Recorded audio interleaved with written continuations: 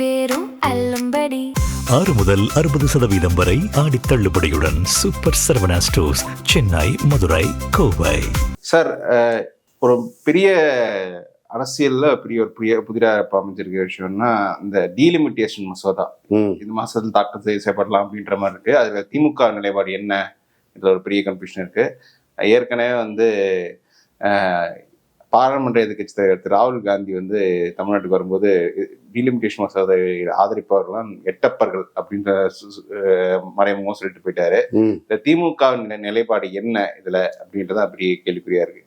சரி, இந்தியாவுடைய நவீன எட்டப்பன் ராகுல் காந்தி சொல்லப்படுறீங்களா?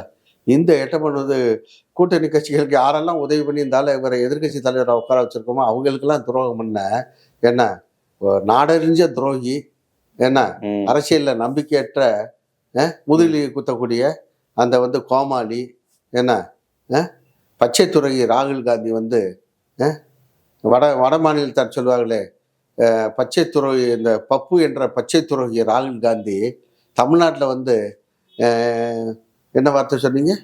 எட்டப்பருங்கிற வார்த்தையெல்லாம் பயன்படுத்த, எட்டப்பருங்கிற வார்த்தை ஒருவேளை அவருக்கு பழக்கப்பட்ட வார்த்தைங்கிறதுனால அது சகஜமா என்னமோ தெரியும். இப்ப நான் கூட இந்த வார்த்தையை உங்ககிட்ட கேட்டுதான் தெரிஞ்சுக்கிட்டேன், மீண்டும் ஒரு தடவை கேட்டேன். சொல்லப்படுறீங்களா?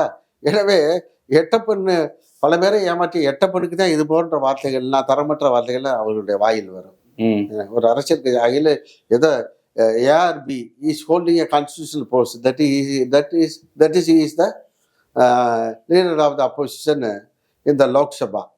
லோக்சபால எதிர்கட்சி தலைவர்கிற ஒரு கண்ணியம் வாய்ந்த ஒரு பொறுப்பில் இருக்கக்கூடிய நபருடைய வாயிலிருந்து வரக்கூடிய வார்த்தை எட்டப்பன் போன்ற வார்த்தைகள். இது என்ன? இது பக்கத்தில் இருக்கக்கூடிய அந்த தாகூர், என்ன மாணிக்கம் தாகூர், அவருடைய தரத்திற்கு அவர் என்ன வார்த்தை புலங்க அவர் சொல்லி கொடுத்த வார்த்தையை அப்படியே இருந்தாலும் அவர் சொல்லிட்டு போறாரு.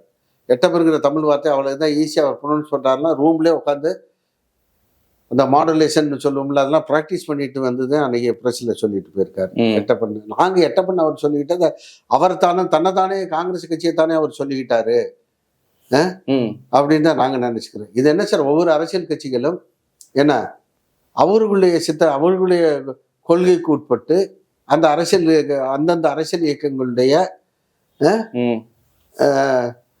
இது என்ன, இது அவங்களுடைய திட்டங்களுக்கு உட்பட்டு குறிக்கோள்களுக்கு உட்பட்டு என்ன அவங்க ஒரு பில்லை ஆதரிக்கிறது எதுக்குறது அந்தந்த அரசியல் கட்சிகளோட உரிமை சார். It is the right of each, it is the right of basic right of each political party whether to support a bill or to or not. சொல்ல முடியுங்களா? அது இவர் அந்த டீலிமிட்டேஷன் பில்லெல்லாம் சப்போர்ட் பண்றவங்களா அவங்க எல்லாம் எட்டப்பர்கள்னு சொன்னா என்ன தமிழ்நாடு சொல்லிட்டு போறாருன்னா அப்ப அந்த பில்லோட அம்சங்கள் என்னன்னு கூட பார்க்காம கண்மூடித்தனமா பிஜேபி அரசாங்கம் கொண்டு வருது, பிஜேபி இல்லைங்க நேஷனல் லெவல்ல பிஜேபி காங்கிரஸுக்கு ஆகாது, அந்த பில்லோட அம்சங்கள் கண்டென்ட்ஸ் என்னவா இருந்தாலும் பரவாயில்ல, நாங்கள் காங்கிரஸ் கண்மூடித்தனமா எதிர்ப்போம். அதே மாதிரி தான் மற்ற ரீஜனல் பார்ட்டிங்கெல்லாம் எங்களுக்கு சால்ரா போடக்கூடிய வகையில் கண்மூடித்தனமா எதிர்க்கணும்.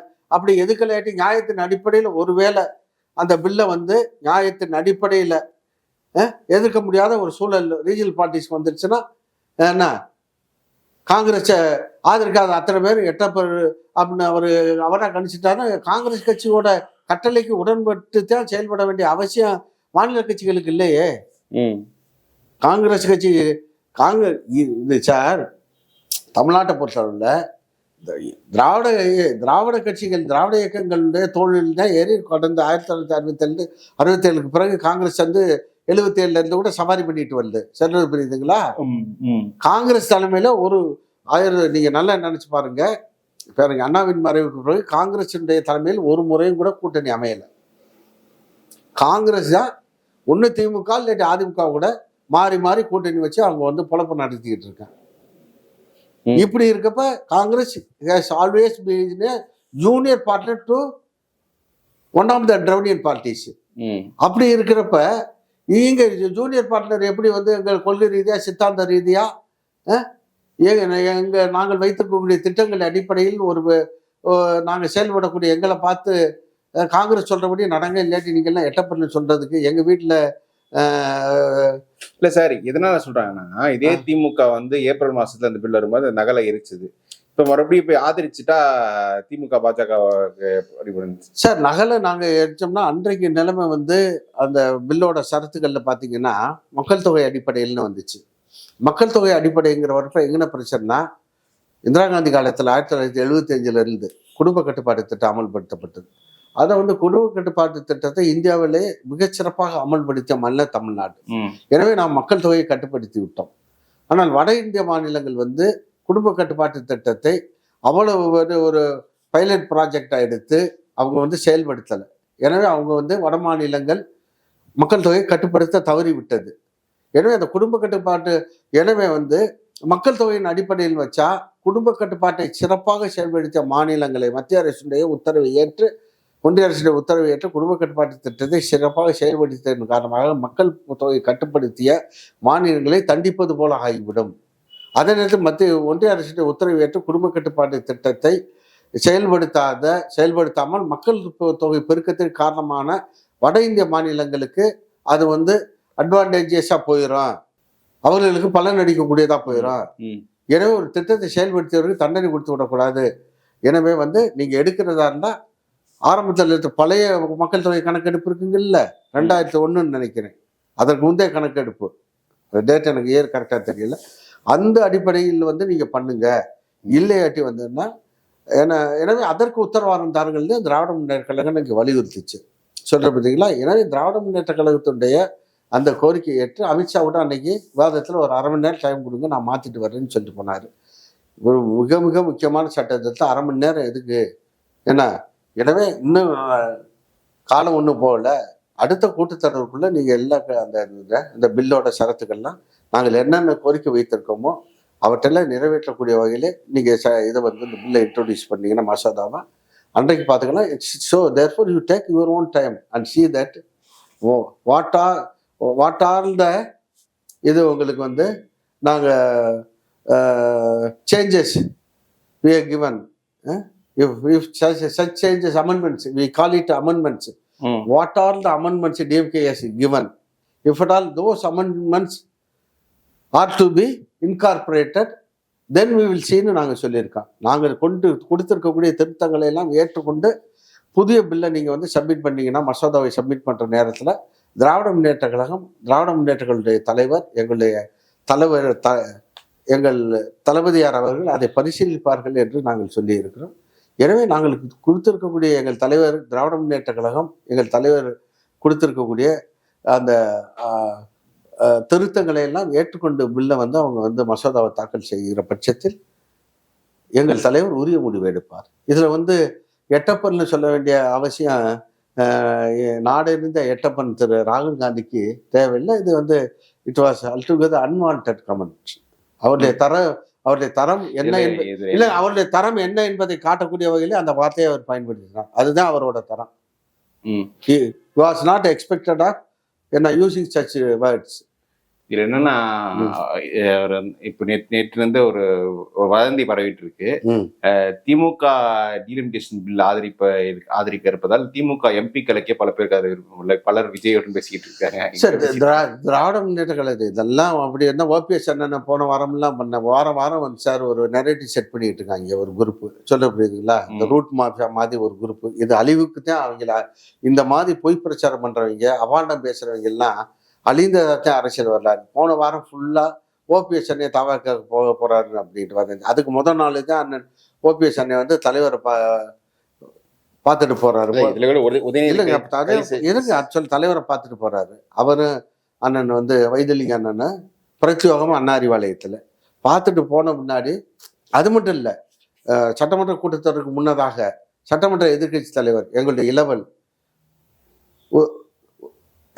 உதயநிதி ஸ்டாலின் அவர்கள் கூட்டிய இதுல வெர்ச்சுவலா கூட்டினார்ல ஆன்லைன் மீட்டிங், எம்எல்ஏக்கள் கூட்டத்துல பக்காவா அண்ணன் வந்து ஓபிஎஸ் வந்து கலந்துக்கிறாரு. முதல் நாள் மறுநாள் போடுறாங்க தாவேக்காக்கு போறான்ட்டு. அவர் பார்த்துட்டு ரொம்ப ஆச்சரியப்பட்டு ரொம்ப வேதனை வெளிப்பட்டு, ஏன் இப்படி போய் செய்திகளை போட்டு திட்டமிட்டு என்ன கலங்கப்படுத்திக்கிட்டு இருக்காங்க, என்ன ஏன் நான் வந்து திராவிட இயக்கம் தான் என் உயிர் மூச்சுன்னு தெளிவுபடுத்திட்டாரு. சொல்ற புரியுதுங்களா? எனவே அந்த போன வாரத்துக்கு அந்த இது ஒரு இதுங்க, ஒரு இது மாதிரிங்க, ஒரு எபிசோடு மாதிரி அந்த குரூப்புக்கு. அவங்களுக்கு பேமெண்ட்டுக்கு தகுந்த மாதிரி வேலை ஓடணும் இல்லை சார், ஏதோ ஒன்று போட்டுக்கிட்டு இருக்கேன். அடுத்து இன்னைக்கு வந்து திராவிட முன்னேற்ற கழக எம்பி இதை சப்போர்ட் பண்ணால் எம்பிக்கள் வந்து ஒரு சார் திமுக எங்கள் திராவிட முன்னேற்ற கழகம்னு அண்ணா சொன்ன மாதிரி என்ன கழகம் ஒரு குடும்பங்கிற மாதிரி இன்றைக்கு கழகம் ஒரு குடும்பம், அதனுடைய குடும்ப தலைவர் எங்களுடைய தளபதியார். எனவே வந்து அவரால் சட்டமன்ற உறுப்பினராக உருவாக்கப்பட்டவர், நாடாளுமன்ற உறுப்பினராக உருவாக்கப்பட்டவர் மட்டும் இல்லை.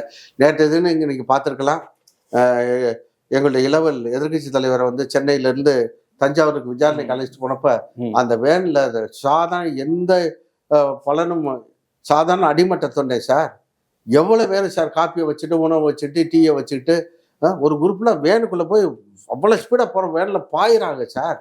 அப்படி உயிர் தியாகத்துக்கும் தயாரான தொண்டர்களை கொண்டது தான் என்ன திராவிட முன்னேற்றம். அதற்கு எதிர்காட்டு நேற்றைய தினம் இந்த அரசு பொய் வழக்கு போட்டு எங்கள் இளவலை இதுக்கு தஞ்சாவூருக்கு அழைத்து சென்ற பொழுது தஞ்சை ஈஸ்ட் காவல் நிலையத்தில் 50,000 பேர் கூடியது மட்டுமல்ல. எனவே வந்து காவல்துறையை அங்கே அழைத்து சென்றால் நிச்சயமாக அந்த கூட்டத்தில் வந்து அசம்பாவிதங்கள் ஏற்பட்டு விடும் என்று சுற்றி வந்து செங்கிப்பட்டிக்கு வந்து அங்கே போய் அவரை வந்து விசாரணைக்கு கொண்டு போன இடத்துல அவர் இங்கே வரவில்லை, தஞ்சை தெற்கு ஈஸ்ட் காவல் நிலையத்துக்கு வரவில்லை, செங்கிப்பட்டி போயிட்டாருன்னு தெரிஞ்சோன்னா அடுத்த அரை மணி நேரத்தில் வந்து ஒரு 15,000-20,000 பேர் கூட்டின வரலாறு. எனவே வந்து உயிரையும் துச்சமென மதித்து இந்த இயக்கத்திற்காக செயல்படக்கூடிய வாழக்கூடிய தொண்டர்கள் கொண்ட ஒரு பெரும் தியாக கூட்டம் திராவிட முன்னேற்ற கழகம். அதில் அந்த கூட்டத்திலிருந்து இந்த சட்டமன்ற உறுப்பினராக நாடாளுமன்ற உறுப்பினராக உயர் பதவியை பெற்றிருக்கக்கூடியவர்கள் அவர்கள் கனவிலும் எங்கள் தலைவருக்கு துரோகம் செய்துவிட்டு இன்னொரு நேற்று பெய்த மழையில் இன்றைக்கு முளைத்திருக்க ஒரு சிறு காளானை நம்பியெல்லாம் யாரும் போக மாட்டார். இதெல்லாம் வந்து அடிப்படை ஆதாரமற்ற ஒரு வதந்தி. இது வந்து இந்த செய்தியை பரப்பக்கூடிய அவர்கள் அந்த அந்த கீழ் மக்களுடைய